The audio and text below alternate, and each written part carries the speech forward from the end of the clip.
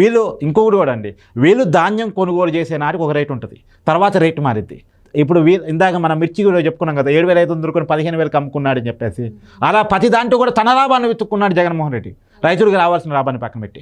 ఇంకోటి మొన్న విడుదల రజనీ గారి స్కామ్ ఒకటి బయటకు వచ్చింది.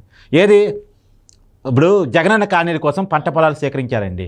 పంట పొలాలు సేకరించే కాలంలో ఆ పంట పొలం 15 లక్షలు ఉందనుకోండి ఎకరం రేటు, మీకు 20 లక్షలు ఇప్పిస్తాను అని చెప్పేసి ఆ రైతుల నుంచి పంట పొలాలు తీసేసుకుంది. కానీ గవర్నమెంట్ మాత్రం 25 లక్షలు, 25 లక్షలకి పొలాలు కొన్నట్టు రాసుకునేది. గవర్నమెంట్ డబ్బులు కదా, మరి 25 లక్షలు రైతులు పోయాయంటే 20 లక్షలు వాళ్ళ చేతిలోకి ఇచ్చేది, ఆ మిగతా 5 లక్షలు తను నొక్కేసేది. సరే రైతులకు ఇచ్చిన తర్వాత కూడా, రైతులకు 20 లక్షలు ఇచ్చిన తర్వాత కూడా మళ్ళీ 20 లక్షల్లో కమిషను. రైతులకు ఆప్షన్ లేదు. రైతుల పేరుతో డ్రా అయ్యేది 25 లక్షలు, రైతులకు తెలియదు 17, 18. ఇప్పుడు దాని మీద తిరగబడితే కదా రైతులు తిరిగి డబ్బులు ఇస్తున్నారు. ఇప్పుడు ఇది కేవలం విడుదల రజనీ గారిది బయటకు వచ్చింది, ఆమె ఏదో రైతులు తిరిగి ఇచ్చేసింది అన్నది పక్కన పెట్టేస్తే, ఆంధ్రప్రదేశ్ వ్యాప్తంగా కూడా అందరు ఎమ్మెల్యేలు చేసిన స్కామ్ ఇది.